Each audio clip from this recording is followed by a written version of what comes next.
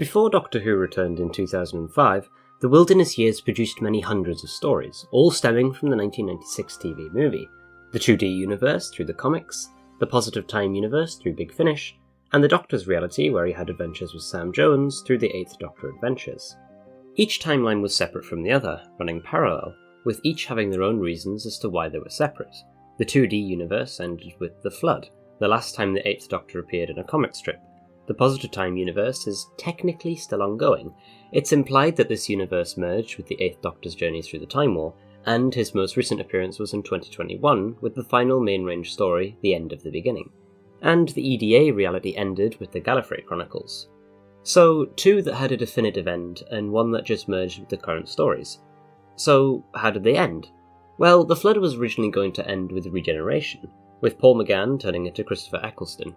But the only issue was that Russell T Davies imposed one rule: the Ninth Doctor could not travel with any other companion than Rose, so they'd have to write out his current companion, Destry, making the plan unworkable.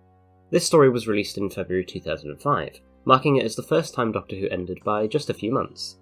The Eighth Doctor's final line was, "No idea, absolutely no idea. Isn't that fantastic? Anything could be over that hill, Destry, anything. Come on, let's go and find out." The EDAs, on the other hand, ended up finishing a few months later in June. The release of the Gallifrey Chronicles was originally intended for March 2005, just before the transmission of Rose, but the BBC forced it back so viewers wouldn't see it as a prerequisite material for the series. Would they? Probably not. I highly doubt many casual viewers even read the EDAs, nor even actually knew they existed, as the internet wasn't what it is now, and quite a lot of people just solely watched the show. This marks the second ending of Doctor Who, with the Eighth Doctor's last line being, "Shall we?" as he jumps into a pit. So technically these are the first endings. Originally each series was made without the knowledge Doctor Who would return, but ended knowing that it would, which is probably why they ended so abruptly.